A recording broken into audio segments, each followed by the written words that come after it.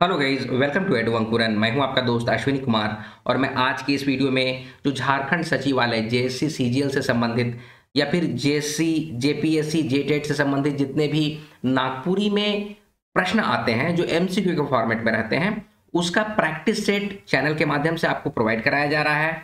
ये practice set number 16 है। इससे पहले के सेट जो हैं वो ऑलरेडी एडू अंकुरन चैनल पे अपलोड किए जा चुके हैं।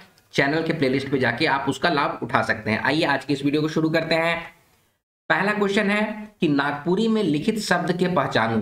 ठीक है, ये आपके ऑप्शन है जैबे, जाबो, जाइब या जाबो। तो इसमें से नागपुरी कौन सा है, परफेक्ट नागपुरी कौन सा है? ये वाक्य शुद्धिकरण से ये क्वेश्चन है आपका। ठीक है, तो इसका करेक्ट आंसर क्या हो जाएगा? ऑप्शन नंबर बी, जाबो। जैबे नहीं होता है, जाबे होता है। ठीक है, या फिर जाबो होता है। ठीक है, जाइब जो है वो भी नागपुरी नहीं है और जाबो ये तो कुछ अलग ही लिखा हुआ है। ठीक है, तो ये हो गया पहला प्रश्न। अगला प्रश्न है नागपुरी में निखल शब्द के पहचानू। वाक्य के शुद्धिकरण से फिर से ये क्वेश्चन है, कौन सा है? ऑप्शन है गयो, गए, गईले या फिर गेलो। तो इसका करेक्ट आंसर हो जाएगा ऑप्शन नंबर डी, गेलो। पेन और पेपर ले लीजिए। आप लोग देखिए आप लोगों की तैयारी कैसी है और एग्जामिनेशन की तैयारी अब आप लोग जोर शोर से शुरू कर दीजिए। वैकेंसीज आ रहे हैं, बहुत जल्द आपका एग्जाम हो जाएगा। ठीक है, चलिए आगे बढ़ते हैं। नागपुरी में लिखल शब्द के पहचानू। अगेन ये फिर से वाक्य के शुद्धिकरण से है। आपके ऑप्शन है, ऑप्शन ए गई, ऑप्शन बी गेलक, ऑप्शन बी गैल्यू या फिर ऑप्शन डी स्त्री के लिए पुरुष से भिन्न रूप नहीं है। तो इसका करेक्ट आंसर हो जाएगा ऑप्शन नंबर बी, गेलक। ठीक है, तो वाक्य के शुद्धिकरण से यह प्रश्न था कि नागपुरी में लिखित शब्द को पहचानने, इस तरह से आपको दिया जा सकता है क्वेश्चन में। आपको उसको सही चुनाव करना है कि कौन सा नागपुरी का वाक्य है। ठीक है, आप देख लीजिए किस तरह के ऑप्शंस हो सकते हैं जो कि कंफ्यूजिंग रहेंगे। ठीक है, चलिए आगे बढ़ेंगे। नागपुरी में लिखित वाक्य के पहचानू। अगेन वाक्य शुद्धिकरण से क्वेश्चन है।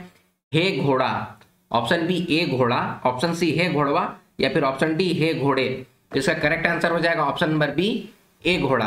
देखिए हे जो है, हे हो अरे, जो संबोधन जो होता है ना उससे संबंधित है ये। ठीक है, कि किस तरह से संबोधित किया जाता है, तो ए से किया जाता है। ए देखिए ये होता है। ठीक है, ए, उसके बाद जो भी लिखा वो हिंदी का वर्ड है या फिर दूसरा है, नागपुरी नहीं है। ठीक है, चलिए आगे बढ़ेंगे। भाववाचक अथवा क्रियार्थक संज्ञा है के। भाववाचक या फिर क्रियार्थक संज्ञा दिया हुए में से कौन सा है? यह आपके option, option a Etawah, option b छगरी, ऑप्शन सी ओपिस या फिर ऑप्शन डी कहेला। तो इसका करेक्ट आंसर हो जाएगा ऑप्शन नंबर डी, कहेला। देखिए कहीं कहीं पर आपको क्या होगा ना कि यहाँ पर जो आकार दिया हुआ है ना, कहेला, ल में आकार ये वाला, ये नहीं रहेगा, सिर्फ कहेल लिखा हुआ रहेगा। ठीक है, तो वो भी सही रहेगा। इस बात का आप लोग ख्याल रखिएगा, क्योंकि बहुत सारे लोग आप लोग टेस्ट दे रहे हैं, टेस्ट सीरीज ज्वाइन किए हुए हैं, या तो बहुत सारा कंफ्यूजन क्रिएट होता है। तो आप लोग उतना कंफ्यूज नहीं होना, कहेल भी रहेगा ना तो वो भी चलेगा। ठीक है, क्योंकि नागपुरी बोलचाल की भाषा है। ठीक है, तो इसमें फ्लेक्सिबिलिटी बहुत ज्यादा है। ठीक है, चलिए आगे बढ़ेंगे। नागपुरी में वचन होवेला। ठीक है, नागपुरी में वचन क्या होता है, कैट कितने होते हैं? तो ये आपके ऑप्शन है। तो इसका करेक्ट आंसर हो जाएगा ऑप्शन नंबर ए, दूठो वचन होता है, दूगो।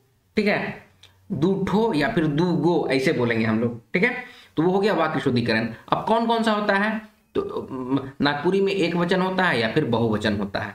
ठीक है, वचन का वीडियो ऑलरेडी चैनल में अपलोड किया जा चुका है, उसका एमसीक्यू भी डाला जा चुका है, तो उसको आप लोग बना लीजिए। उससे आपका वचन का जो कॉन्सेप्ट है वो क्लियर हो जाएगा, क्योंकि प्रश्न तो पूछे ही जाते हैं। चलिए आगे बढ़ते हैं। मन चाहे मने हके, ये क्या है? तो ये आपके ऑप्शन है, अभ्रंश है, उपसर्ग है, प्रत्यय है या फिर प्राकृत है। तो इसका करेक्ट आंसर हो जाएगा ऑप्शन नंबर सी, प्रत्यय है। मन या मने जो है ना एक प्रत्यय है, जिसको हम लोग किसी भी वाक्य किसी भी शब्द में जोड़ देते हैं तो बहुवचन बन जाता है। एक जन से मतलब कि एक से बहुवचन बनाने के लिए मन या मने जोड़ते हैं, ये आप लोग को पता है। तो मन और मने क्या है? ये प्रत्यय है। ठीक है, चलिए आगे बढ़ेंगे। नागपुरिया बहुवचन है के। नागपुरिया में बहुवचन क्या क्या है? तो ये आपके ऑप्शंस हैं। तो इसका करेक्ट आंसर हो जाएगा ऑप्शन नंबर बी, जनीमन। ठीक है, जनीमन कहा जाता है। ठीक है, जनी होता है, स्त्री को जनी बोला जाता है। ठीक है, नारीरा या फिर नारिन या नारियां ये सब नहीं होगा, जनीमन होगा। ठीक है, चलिए आगे बढ़ेंगे। नागपुरी व्याकरण में विभक्ति कर चिन्ह में संप्रदान कर वास्ते प्रयोग होवेला। नागपुरी व्याकरण में विभक्ति का जो चिन्ह है ना, संप्रदान कारक हम लोग पढ़े हैं ना, तो कारक की विभक्ति होती है, संप्रदान कारक होता है, अपादान कारक होता है, अधिकरण कारक होता है, ठीक है। तो उसमें जो संप्रदान कारक के लिए जो विभक्ति होती है वो कौन सी विभक्ति, ये क्वेश्चन आपसे पूछा जा रहा है। ये आपके ऑप्शंस हैं, इसका करेक्ट आंसर हो जाएगा ऑप्शन नंबर ए, लागिन। लागिन विभक्ति का यूज किया जाता है। चलिए आगे बढ़ेंगे। नागपुरी मुहावरा आंख फरके कर अर्थ होवेला। आंख फरके का अर्थ क्या होता है, ये आपके ऑप्शंस हैं। इसका करेक्ट आंसर हो जाएगा ऑप्शन नंबर ए, अनिष्ट की आशंका के लिए आंख फरके बोला जाता है। चलिए आगे बढ़ेंगे। मुहावरा अगिया बैताल कर अर्थ हके, तो ये आपके ऑप्शंस हैं। इसका करेक्ट आंसर हो जाएगा ऑप्शन नंबर बी, उपद्रवी के लिए इस तरह का मुहावरा का प्रयोग किया जाता है, ठीक है। चलिए आगे बढ़ेंगे। मुहावरा आंख कर बिरबिरी कर अर्थ है के, तो ये आपके ऑप्शंस हैं। इसका करेक्ट आंसर हो जाएगा ऑप्शन नंबर डी, खटके वाला वस्तु चाहे मनुख को आंख कर बिरबिरी कहा जाता है। आंख में बिरबिरी हो जाता है ना, बेरी बेरी, तो उसी को बिरबिरी कहते हैं हम लोग, ठीक है। तो खटके वाला कोई भी चीज होता है तो उसके लिए ये मुहावरा का प्रयोग किया जाता है, आंख कर बिरबिरी। चलिए आगे बढ़ते हैं। नागपुरी पर्यायवाची शब्द खटे मेहनत करे को नागपुरी में इसका पर्यायवाची क्या है, खटे का जो है खटना या मेहनत करना, उसका पर्यायवाची क्या है, तो ये आपके ऑप्शंस दिए हुए हैं।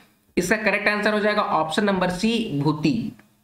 देखिए खटना को ना तीन तरह से बोला जाता है, इसीलिए आप लोग कंफ्यूज नहीं होइएगा। एक होता है भूति बनी, एक होता है खटे, और एक होता है कोड़ा कमाई जाए, कोड़ा कमाए, ठीक है। कोड़ा कमाना मतलब कि खटना, बाहर काम करने जाना, ठीक है। कमियां जो होता है वो काम करने वाला को कहते हैं। कादो का मतलब होता है जो गीली मिट्टी जो हो जाती है ना, उसको कादो कहते हैं। और लौरी का मतलब होता है डंडा जो होता है ना, उसी को लौरी कहते हैं हम लोग, ठीक है। तो आप लोग इसका करेक्ट आंसर क्या हो जाएगा, खटे का पर्यायवाची क्या हो जाएगा, भूति। तो भूति बनी भी लिखा जा सकता है, कोड़ा भी लिखा जा सकता है, ठीक है। तो ये तीनों खटे का ही पर्यायवाची है, कंफ्यूज नहीं होना है, ठीक है। और यहाँ पर देखिए ये थोड़ा सा टाइपिंग मिस्टेक है, पर्यायवाची होना चाहिए, पर्यायवाची लिखा गया है। आगे बढ़ेंगे। नजीक कर पर्यायवाची शब्द हके क्या है, तो ये आपके ऑप्शंस हैं। इसका करेक्ट आंसर हो जाएगा ऑप्शन नंबर ए, भीरे। नजीक या नजदीक को हम लोग कहते हैं भीरे, भीरे मतलब नजदीक, ठीक है। चलिए आगे बढ़ेंगे। ढांगा कर विलोम शब्द हेके, ढांगा का विलोम शब्द क्या होगा, ये आपके ऑप्शंस हैं। इसका करेक्ट आंसर हो जाएगा ऑप्शन नंबर सी, ढेपचा। ढांगा का मतलब होता है लंबा, ठीक है। लंबा, एकदम लंबा है तो लचीला भी हो जाएगा, इसीलिए उसको ढांगा कहा जाता है, ठीक है। तो जो आदमी नटरू रहेगा, छोटा सा रहेगा, तो उसको ढेपचा कहते हैं, ठीक है। ढेपचा हो गया, ठुरका हो गया, ठुरकी हो गया, ठीक है। इस तरह से बोला जाता है छोटे लोगों को, ठीक है, किसी छोटी चीज को। और ढांगा मतलब कुछ लंबा है तो उसको ढांगा बोलेंगे। कंसेप्ट एकदम क्लियर है। चलिए आगे बढ़ते हैं। एक शब्द जनाना कर भेष में नाचे वाला मर्द हके, तो उसका नागपुरी में अर्थ क्या होगा। जैसे कि अनेक शब्दों का एक शब्द होता है ना, कि जनाना कर भेष में नाचे वाला मर्द, उसको क्या बोलते हैं, तो ये आपके ऑप्शंस हैं। इसका करेक्ट आंसर हो जाएगा ऑप्शन नंबर बी, नटुआ को कहते हैं, ठीक है, नटुआ को कहते हैं। चलिए आगे बढ़ेंगे। अनेक शब्द है फिर से, कि जेकर स्वाद पानी जैसन लागेला कर एक शब्द लिखना है आपको, कि जिसका स्वाद पानी की तरह लगता है उसको क्या बोलते हैं। ये अनेक शब्दों के एक शब्द से क्वेश्चन है, तो ये आपके ऑप्शंस हैं। इसका करेक्ट आंसर हो जाएगा ऑप्शन नंबर डी, पैंसोर। पैंसोर जो होता है ना, उसी को हम लोग पानी जैसे लग रहा है कोई भी चीज, जैसे चाय बनाए हो, चाय में दूधे नहीं है, पानी पानी लग रहा है, तो पैंसोर चाय बनाए ही ऐसे बोलते हैं, ठीक है। चलिए आगे बढ़ेंगे। एक शब्द जेकर में धान मिसल जाएला, तो उसके लिए एक शब्द क्या है, तो ये आपके ऑप्शंस हैं। इसका करेक्ट आंसर हो जाएगा ऑप्शन नंबर बी, खरिहान को कहते हैं। देखिए जैसे होता क्या है ना, कि गेहूं की खेती किए, मतलब कुछ भी, गेहूं हुआ, धान हुआ, मक्का हुआ, जो भी चीज है, ठीक है, सरसों हुआ, तो उसको मिसना पड़ता है, ठीक है। तो मिसने के लिए क्या होता है ना, खेत को छील छाल के, मतलब कि उसमें जो घास फूस है उसको हटा के उसको लिप देते हैं हम लोग। लिप मतलब गोबर से उसको लिपाई पुताई कर देते हैं, ठीक है। तो वो समतल हो जाता है, ताकि जो धान की मिसाई हो, गेहूं की मिसाई हो, सरसों की मिसाई हो, तो उसमें क्या होता है ना, कंकड़ ना आए, इसीलिए उसको लिप देते हैं और बना देते हैं एक ऐसा जमीन जिसमें कि धान की मिसाई की जा सकती है, तो उसी को हम लोग खरिहान कहते हैं, ठीक है। तो अगर मिट्टी में है तो उसको खरिहान कहते हैं, और जो लोगों का जो पथरीला भूमि है तो उन लोग के लिए तो बहुत अच्छा होता है, उन लोग को ज़्यादा लिपने का जरूरत नहीं होता है, उन लोग पानी मार देते हैं सिर्फ, तो चमक जाता है, उसके बाद उसमें धान मिस देते हैं। तो धान मिसने वाला जो जगह होता है ना, उसको हम लोग खरिहान कहते हैं या खरिहान बारी कहते हैं। ठीक है, चलिए कॉन्सेप्ट क्लियर है। अच्छा, इसमें क्या क्या हो रहा है, बारी, बारी जो होता है ना जिसमें सब्जी उगता है उसको बारी कहते हैं, बाड़ी या बारी। ठीक है, खेत तो आप लोग जान ही रहते हैं। और एक तो होता है डिमनी। ठीक है, तो डिमनी क्या होता है, इसको आप लोग कमेंट सेक्शन में बताइए, उसका उत्तर मैं आपको कमेंट सेक्शन में दूंगा। चलिए आगे बढ़ते हैं।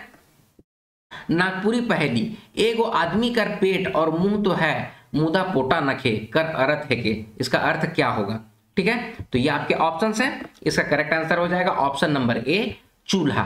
ये एक तरह का पहेली है जिसमें कि एक ऐसा आदमी जिसका पेट और मुंह तो है लेकिन पोटा नख है। ठीक है, तो चूल्हा जो बनता है ना, तो चूल्हा जो बनता है उसमें क्या करते हैं कि हम लोग लकड़ी इस तरह से डालते हैं, और ये लकड़ी जो है आग के रूप में ऊपर से इस तरह से जलता है। ठीक है, लकड़ी डाले चूल्हा में, तो उसका क्या मुंह तो है और पेटो है लेकिन पोटा नहीं है, तो उसके लिए क्या हो जाएगा, चूल्हा। चलिए आगे बढ़ेंगे। लेरू कर स्त्रीलिंग हके, तो लेरू का स्त्रीलिंग क्या होता है, ये आपके ऑप्शंस हैं, इसका करेक्ट आंसर हो जाएगा ऑप्शन नंबर सी, बाछी। लेरू जो होता है ना, हम लोग लेरू पठरू ऐसे बोलते हैं। ठीक है, तो लेरू जो होता है वो मतलब कि गाय का जो बछड़ा होता है ना उसको कहते हैं। ठीक है, गाय का बछड़ा को हम लोग या भैंस का बछड़ा को, बच्चा जो बछड़ा होता है मेल, उसको लेरू कहते हैं। ठीक है, तो उसका फीमेल क्या हो जाएगा, बाछी हो जाएगा, बछड़ा क्या हो जाएगा, बाछी हो जाएगा। ठीक है, तो इसका करेक्ट आंसर हो जाएगा ऑप्शन नंबर सी। आगे बढ़ेंगे। आज शब्द को नागपुरी में कैसे बोलेंगे, देखिए ये भी वाक्य से है आपका, तो इसका ये आपके ऑप्शंस हैं, इसका करेक्ट आंसर हो जाएगा क्या, आइज। ठीक है, आज को कैसे बोलेंगे, आइज बोलेंगे। यहां पर देखिए ये ई बीच में जुड़ जाता है, इसी को हम लोग क्या कहते हैं, अपनी हिति का प्रयोग। ठीक है, अपनी हिति का प्रयोग इसी को कहते हैं, जो कि नागपुरी भाषा की एक विशेषता है। ठीक है, चलिए आगे बढ़ेंगे। मुनु कर स्त्रीलिंग बताओ, ये तो खैर इजी है, तो ये आपके ऑप्शंस हैं, इसका करेक्ट आंसर हो जाएगा ऑप्शन नंबर सी, मुनि। मुनु जो है, मुनु छोटा सा जो बच्चा होता है ना, छोटा बच्चा, उसको चुनु मुनु ऐसे बोलते हैं ना, मुनु, तो उसी तरह से मुनि बोलते हैं बच्ची को, छोटी बच्ची को। ठीक है, मुनि बोलते हैं, मैया बोलते हैं। ठीक है, चलिए आगे बढ़ेंगे। महतो कर स्त्रीलिंग है के, महतो का स्त्रीलिंग क्या होगा, ये आपके ऑप्शंस हैं, इसका करेक्ट आंसर हो जाएगा ऑप्शन नंबर डी, महतवाइन। ठीक है, आप देखिए इसमें सारे के सारे ऑप्शंस जो हैं वो काफी करीबी हैं। ठीक है, तो इस तरह के ऑप्शंस जो होते हैं वो आपको कंफ्यूज कर सकते हैं एग्जामिनेशन में, तो प्रैक्टिस करते रहिएगा तो आपका एग्जामिनेशन में कोई दिक्कत नहीं होगी। तो महतवाइन होता है, देख लीजिए आप लोग स्पेलिंग देख लीजिए। आगे बढ़ेंगे।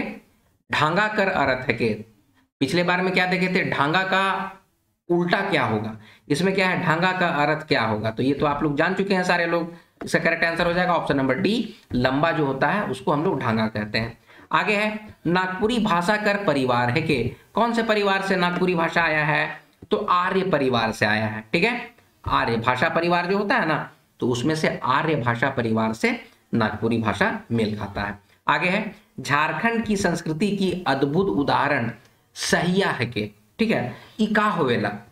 ठीक है, सहिया क्या होता है, इसके बारे में पूछा जा रहा है क्वेश्चन में, तो ये आपके ऑप्शंस दिए हुए हैं, इसका करेक्ट आंसर हो जाता है ऑप्शन नंबर डी, मित्र या दोस्त को सहिया बोला जाता है। ठीक है, चलिए आगे बढ़ेंगे। शिष्ट साहित्य का होवेला, तो ये आपके ऑप्शंस हैं, इसका करेक्ट आंसर हो जाएगा ऑप्शन नंबर सी, साहित्य का जो लिखित रूप होता है उसी को हम लोग शिष्ट साहित्य कहते हैं। ठीक है, आगे बढ़ेंगे। आत्मकथा का होवेला, ठीक है, ये आपके ऑप्शंस हैं, इसका करेक्ट आंसर हो जाएगा ऑप्शन नंबर ए, स्वयं के द्वारा रचित आत्मजीवन वृत्त को आत्मकथा कहते हैं। ठीक है, क्यों ये क्वेश्चन है, क्योंकि लोक कथा आप लोग को पढ़ना है। ठीक है, लोक कथा पढ़ना है आप लोगों को, बन के वराम पढ़ना है आप लोगों को, व्याकरण पढ़ना है, लोकगीत पढ़ना है, तो उससे एक क्वेश्चन ऐसा भी निकल सकता है कि आत्मकथा क्या होता है, तो इस बात का ख्याल रखना है। इसका करेक्ट आंसर हो जाएगा स्वयं के द्वारा रचित आत्मजीवन वृत्त को आत्मकथा कहते हैं। चलिए आगे बढ़ेंगे। जिंदगी कर बरड़ों से कभी नहीं डरामू, लहू से मसाल बारी, क्रांतिलान, देशभक्ति प्रेम सब में जगामू, यह उदाहरण क्या है। देखिए ये थोड़ा सा डिफरेंट टाइप ऑफ क्वेश्चन को ऐड किया गया है आप लोगों के पास, कि इस तरह से मान लीजिए कि आप लोग को दे देगा और पूछेगा कि ये जो लाइन है वो किस चीज से रिलेटेड है। ठीक है, ये क्या है, एक हास्य विनोद है, ये राष्ट्रीय वीरता परक रचना है, एक कारुणिक चित्रण है या फिर भक्ति भावना है? ये क्या है? ये जो स्टेटमेंट दिया हुआ है किससे रिलेटेड है? ठीक है, तो इसका करेक्ट आंसर हो जाएगा ऑप्शन नंबर सी, राष्ट्रीय वीरता परक रचना है, वीरता परक है। ठीक है, ये ऑप्शन थोड़ा उल्टा पलटा हो गया, उसको इग्नोर कीजिएगा। ऑप्शन नंबर सी राष्ट्रीय वीरता परक रचना है ये। ठीक है, जिसमें कि जिंदगी का बरंडो, बरंडो मतलब क्या होता है? आंधी, नहीं डरामू, डरामू मतलब डराएंगे, नहीं डरेंगे। ठीक है, मसालबारी मतलब कि मसाल जलाओ, क्रांति लान मतलब कि क्रांति लाओ, और देशभक्ति प्रेम में सबको जगामू मतलब सबको जगाएंगे, देशभक्ति और प्रेम सबके हृदय में जगाएंगे। तो इस तरह से लिखा हुआ, तो ये किससे रिलेटेड है? तो राष्ट्रीय वीरता परक रचना है ये। ठीक है, देशभक्ति से संबंधित है। चलिए आगे बढ़ेंगे। बोली का होवेला। ठीक है, इस तरह के भी क्वेश्चन पूछे जा सकते हैं कि बोली क्या होवेला। तो ये आपके ऑप्शंस हैं। इसका करेक्ट आंसर हो जाएगा ऑप्शन नंबर डी, साहित्य ना होके केवल बोलचाल में प्रयुक्त भाषा को ही बोली कहते हैं। ठीक है, तो दोस्तों ये है 30 क्वेश्चंस का सेट। आप लोग अपना प्रैक्टिस करते रहिए, और जो पीडीएफ लेना चाहते हैं आपको व्हाट्सएप नंबर डिस्क्रिप्शन बॉक्स में प्रोवाइड कर दिया जाएगा। पीडीएफ के लिए आप कांटेक्ट कर सकते हैं। और पीडीएफ के अलावा भी एक एडु अंकुरन चैनल के माध्यम से स्पर्धा पब्लिकेशन की एक बुक जो है नागपुरी का प्रैक्टिस वर्क बुक, वो मार्केट में अवेलेबल है, अमेजन फ्लिपकार्ट में भी अवेलेबल है। तो आप अगर आप उसको चाहें तो उसको भी ले सकते हैं और प्रैक्टिस कर सकते हैं। जम के प्रैक्टिस कीजिए, अब ज़्यादा समय आप लोगों के पास नहीं बचा हुआ है। ठीक है, जो भी प्रैक्टिस वर्कबुक है उसका लिंक जो है वो डिस्क्रिप्शन बॉक्स में आपको आज की इस वीडियो में प्रोवाइड करा दिया जाएगा। तो ये है वीडियो का अंत। आई होप वीडियो आपको समझ में आया होगा। इसी तरह के वीडियोस के लिए एडु अंकुरन चैनल को सब्सक्राइब कीजिए, और वीडियो में जो भी आपको पसंद आया, ना पसंद आया, जो भी अपने सजेशंस देना चाहते हैं वो कमेंट सेक्शन में कमेंट कीजिए। मिलते हैं अगले वीडियो में, तब तक आप लोग अपना ख्याल रखिए। जय हिंद।